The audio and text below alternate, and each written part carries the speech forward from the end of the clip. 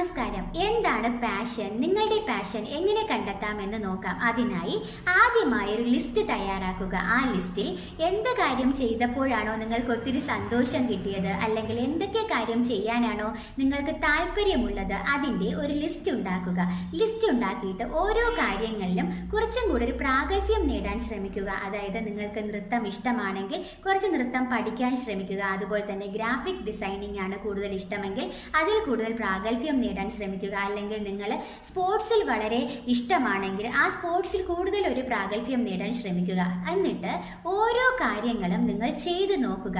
ചെയ്തു നോക്കുമ്പോൾ എന്ത് കാര്യം ചെയ്തപ്പോഴാണോ നിങ്ങൾക്ക് ഒത്തിരി സന്തോഷം കിട്ടിയത്, അല്ലെങ്കിൽ എന്ത് കാര്യം ചെയ്തപ്പോഴാണോ കൂടുതൽ ഇൻവോൾവ് ആയിട്ട് ചെയ്യാൻ പറ്റിയത്, അല്ലെങ്കിൽ എന്ത് കാര്യം ചെയ്തപ്പോഴാണോ സമയം പോകുന്നത് പോലും അറിയാതെ നിങ്ങൾക്ക് ചെയ്യാൻ പറ്റിയത്, അതായിരിക്കും നിങ്ങളുടെ പാഷൻ. തീർച്ചയായും നിങ്ങളുടെ പാഷൻ നിങ്ങൾ ചെയ്യുകയാണെങ്കിൽ